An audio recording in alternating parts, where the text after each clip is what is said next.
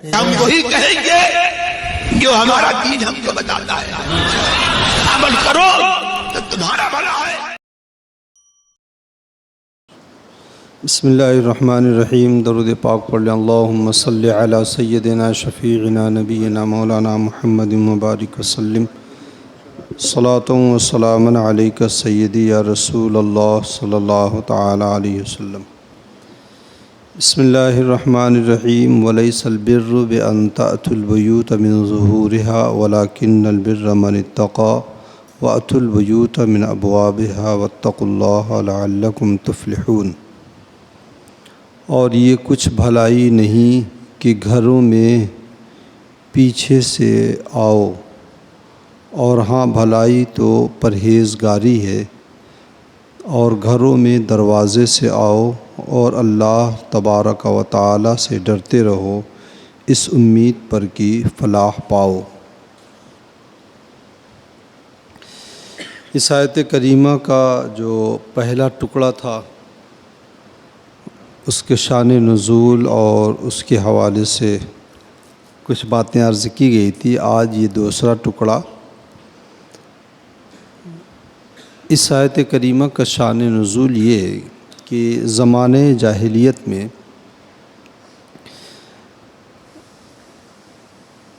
بھی حج تھا، حج اور عمرہ زمانہ جاہلیت میں بھی ہوتا تھا۔ زمانہ جاہلیت میں تقریباً 3-4 طرح کی عبادتیں لوگوں نے بنا لی تھی۔ ایک تو سب سے بری عبادت جس کو ان لوگوں نے عبادت سمجھ لیا تھا وہ تھی بت پرستی اور شرک۔ دوسرے کچھ ایسے کام تھے جو حرام تھے، ان کو بھی عبادت سمجھ بیٹھے تھے، جیسے خانہ کعبہ کا بے لباس طواف کرنا، اور جس کا بیان پیچھے گزر چکا ہے۔ اور کچھ کام ایسے تھے کہ جو عبث اور بیکار تھے، اور وہ نادانی کے کام تھے، مگر اس کو بھی وہ لوگ عبادت اور نیکی سمجھ بیٹھے تھے۔ انہی کاموں میں سے یہ بھی ہے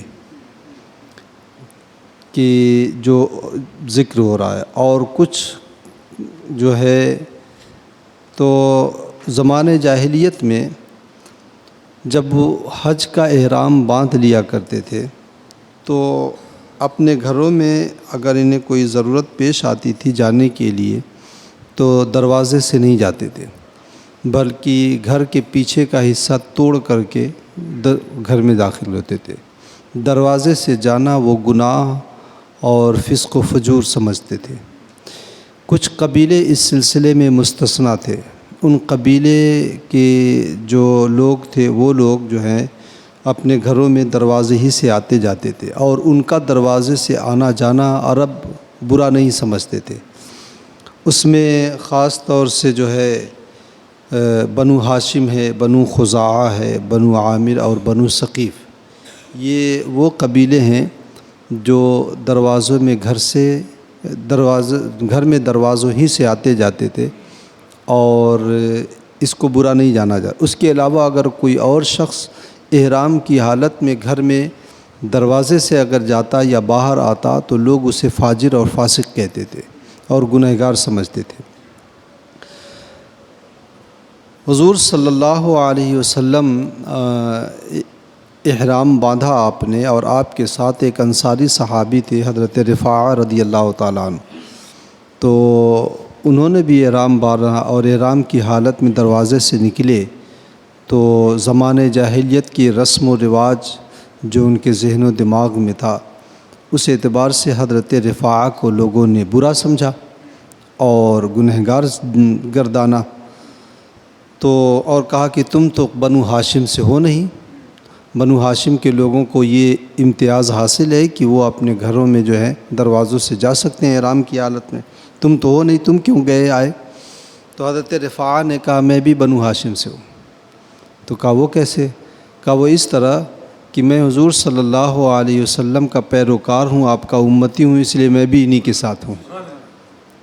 تو اس کی تائید میں یہ آیت کریمہ نازل ہوئی، اور اس نظریے کو رد کرنے میں یہ آیت کریمہ اللہ تبارک و تعالیٰ نے اتاری اور فرمایا کہ لیس البر بان تأتوا البیوت من ظہورہا ولکن البر من اتقی، کہ بھلائی یہ نہیں ہے کہ آدمی گھر میں احرام کی حالت میں پیچھے سے آئے، بھلائی یہ ہے کہ آدمی تقوی اختیار کرے، گھر میں دروازوں سے آؤ اور تقوی اختیار کرو، اللہ تبارک و تعالیٰ سے ڈرتے رہو۔ اس کا مطلب یہ ہے کہ ہر وہ کام جو نادانی کا کام ہو، عبث اور بیکار ہو، اسے چھوڑ دینا چاہیے۔ اللہ کے رسول صلی اللہ علیہ وسلم نے بھی ایک حدیث میں ارشاد فرمایا ہے کہ من حسن اسلام المرء ترکہ ما لا یعنی،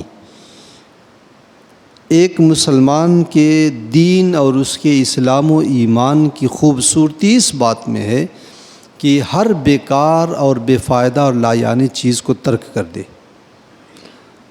تو یہ ایک لا یعنی کام تھا، بلا وجہ کا کام، گھروں کو نقصان پہنچانا، پیچھے سے آنا، تو اسلام نے اس کے اوپر قدغن لگایا اور اس کو جو ہے اس نظریے کے خلاف اور اس نظریے کو رد کرنے کے لیے اس اللہ رب العزت نے آیت کریمہ نازل فرمائی۔ اور ایک اور حدیث میں اللہ کے رسول صلی اللہ علیہ وسلم نے فرمایا دع ما یریبک الی ما لا یریبک، جو چیز تمہیں شبہے میں ڈالے اس چیز کو چھوڑ دو اور وہ چیز اختیار کر لو جس میں کسی طرح کا کوئی شبہ باقی نہ رہے۔ یہ ایک خوبصورت چیز ہے، جس کام کو کرنے میں یا جس بات میں دغدغہ محسوس ہو اسے ترک کر دیا جائے۔ ایک صحابی تھے حضرت نواس ابن سمعان رضی اللہ تعالیٰ عنہ، بارگاہ رسالت میں آئے اور آ کر کے انہوں نے کہا کہ آ کے بیٹھے تو اللہ کے رسول صلی اللہ علیہ وسلم نے فرمایا کہ جئت لتسألنی عن الخیر والشر، اچھائی برائی کے بارے میں پوچھنے آئے ہو؟ تو انہوں نے کہا ہاں یا رسول اللہ۔ تو اللہ کے رسول صلی اللہ علیہ وسلم نے ان کے سینے کے اوپر دل کے مقام پر ہاتھ رکھا اور فرمایا استفت قلبک، اپنے دل سے فتویٰ پوچھ لے۔ مطلب کیا ہے؟ مطلب حضور صلی اللہ علیہ وسلم نے پھر وضاحت کرتے ہوئے فرمایا کہ الشر ما حاک فی صدرک، جو چیز تیرے دل میں کھٹکے، جس کام کو کرنے کے بعد دل میں دغدغہ پیدا ہو، وہ چیز برا ہے، اسے ترک کر دو۔ اور جس چیز کو کرنے کے بعد دل مطمئن ہو جائے اور اندر سے ایک روحانیت اور ایک سرور محسوس ہو تو سمجھ لو کہ وہ کام اچھا ہے۔ آپ سفر میں رہتے ہیں، کبھی کھڑے رہتے ہیں بس میں، آپ بھی تھکے رہتے ہیں، بیٹھے ہوئے ہیں، تھکے ہوئے آپ بھی ہیں، لیکن کوئی کمزور نحیف و ناتواں آدمی آ گیا اور تھکنے کے باوجود بھی آپ اٹھ کر کے کھڑے ہو جاتے ہیں اور اسے بیٹھنے کے لیے سیٹ دے دیتے ہیں، تو دل میں ایک مسرت پیدا ہوتی ہے، اندرونی طور پر آدمی کو ایک خوشی ملتی ہے۔ تو اس کا مطلب کہ یہ نیکی کا کام ہے۔ تو اللہ کے رسول صلی اللہ علیہ وسلم نے فرمایا کہ دع ما یریبک الی ما لا یریبک، جو چیز تمہیں شبہے میں ڈالے اسے ترک کر دو اور اس چیز کو اختیار کر دو جس میں کسی طرح کا کوئی شبہ باقی نہ رہے۔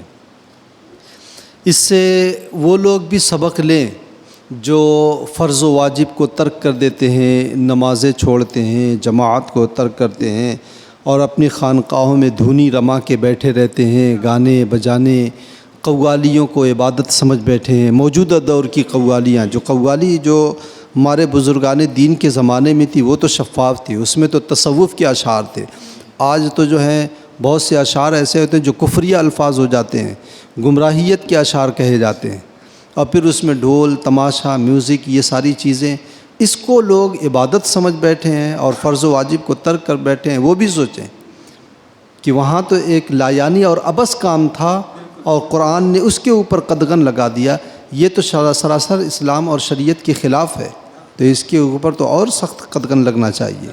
تو اس سے وہ بھی جو ہے سبق حاصل کریں کہ اسی لیے اللہ کے رسول صلی اللہ علیہ وسلم نے دعا مانگی ہے اور امت کو یہ تعلیم دیا ہے، اور اس طرح دعا مانگی اللہم ارنا الحق حقا وارزقنا اتباعہ، ہمیں حق کو حق دکھا، حق جو حق بات ہو اسے حق دکھا، وہ ارنا اور پھر اس پر چلنے کی توفیق بھی دے۔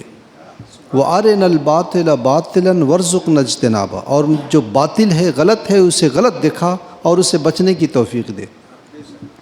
مسئلہ یہ ہوتا ہے کہ شیطان کی جال اور اس کی جو فریب کاری ہے وہ بہت جو ہے باریک ہے، اس تک پہنچنا بہت مشکل ہے۔ تو شیطان کیا کرتا ہے کہ لوگوں کو برے اعمال جو ہے سجا سنوار کر کے پیش کرتا ہے، اور وہ لوگ یہ سمجھتے ہیں کہ بہت اچھا کام ہے۔ قرآن پاک میں اللہ رب العزت نے فرمایا کہ کَزَيَّنَ لَهُمُ الشَّيْطَانُ أَعْمَالَهُم، شیطان نے ان کے کام سنوار کر کے ان کے سامنے رکھ دیا۔ لوگ یہ سمجھتے ہیں، ایک عام سی بات ہے، توجہ ہماری نہیں جاتی ہے۔ میں نے غالباً کسی تقریر میں اس بات کی طرف اشارہ بھی کیا ہے کہ ہمارے خاندان میں یا ہمارے پڑوس میں کوئی ایسا شخص ہے جو سخت ضرورت مند ہے، ہمارے خاندان کا ہے، ہمارے چچا زادوں میں آئے، ماموں زاد میں آئے، وہ سخت ضرورت مند ہے، لیکن ہم اس کی دیکھ رہے ہیں کہ یہ سخت پریشان ہے، ضرورت مند ہے، لیکن اس کی مدد کرنے کی ہمیں توفیق نہیں ہوتی ہے۔ اور 10 کلومیٹر دور سے اگر کوئی ایک شخص آیا ہے، وہ اتنا ضرورت مند نہیں ہے، ہم اسے دے دیتے ہیں، ہم اس کو دے دیتے ہیں اور دے کر کے مطمئن ہو جاتے ہیں، ہم کہتے ہیں بہت نیک کام کیے۔ حالانکہ یہ اس کی مدد کرنا دو اعتبار سے ضروری تھا، ایک تو رشتے کا پاس و لحاظ رکھنا تھا، دوسرا پڑوسی تھا، قریبی تھا، اور ظاہر سی بات ہے یہ زیادہ ضرورت مند تھا، تو کئی اعتبار سے جو ہے یہ مستحق ٹھہرتا ہے۔ تو لیکن اس میں آڑے وہ بات آ جاتی ہے کہ اگر ہم اپنے بھائی کو دے دیں، بھائی الگ رہتا ہے، ضرورت مند ہے، بھائی کو دے دیں گے تو بھائی تو کسی سے کہنے نہیں جائے گا کہ ہمارے بھائی نے میری مدد کیا، نہ میں کسی سے کہنے جاؤں گا کہ میں نے اس کی مدد کیا ہے۔ لیکن کسی غیر کو ہم دیکھنے جائیں گے تو راستے میں ملے گا تو 10 مرتبہ سلام کرے گا، خیریت پوچھے گا، اس طریقے سے ہماری سخاوت کے چرچے ہوں گے۔